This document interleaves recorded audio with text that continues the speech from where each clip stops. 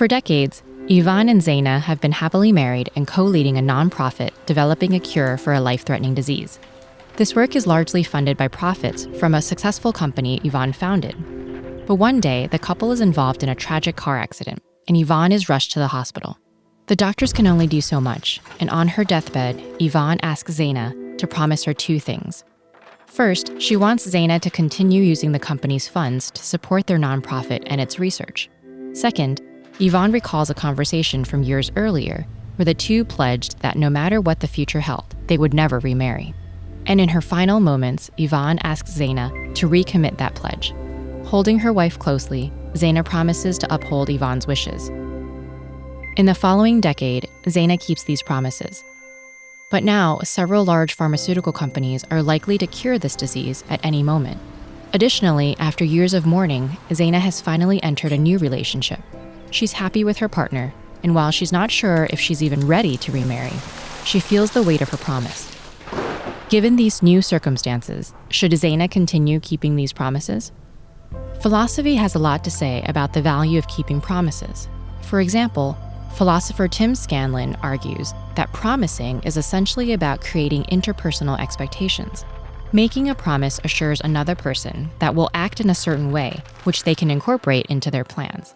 But since Ivan can no longer make plans, it seems like Zaina's decision only affects herself, right? Maybe not.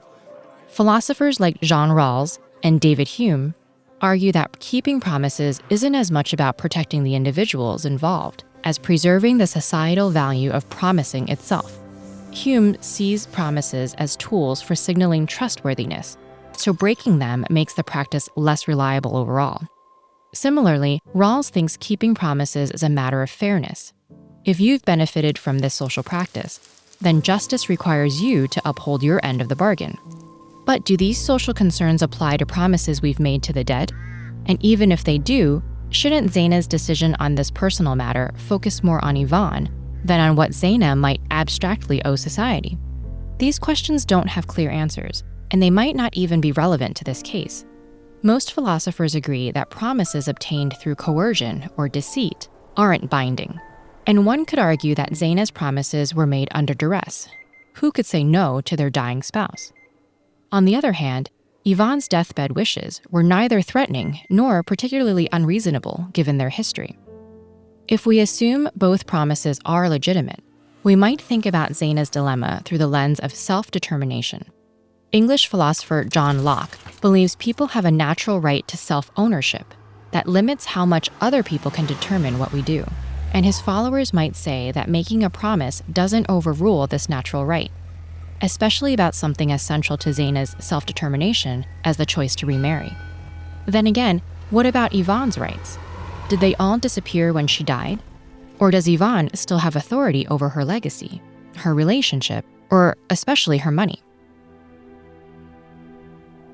Many countries have legal codes protecting the assets of the dead, and money is a powerful tool for pursuing self-determination.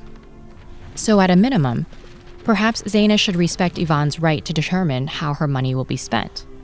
At the same time, Zaina feels strongly that Ivan would want those funds to go to where the need is greatest, like research into other less understood diseases. And since the facts have changed, maybe Zaina is justified in updating Ivan's wishes. But perhaps all this talk of ownership, authority, and self-determination is too impersonal.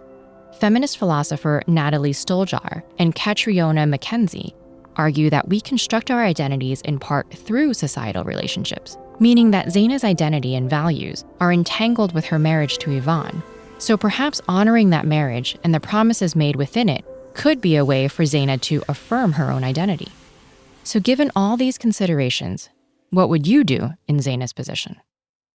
Keep sharpening your reasoning skills with these videos, and subscribe to our channel. You never know when you'll need the tools to navigate a moral conundrum.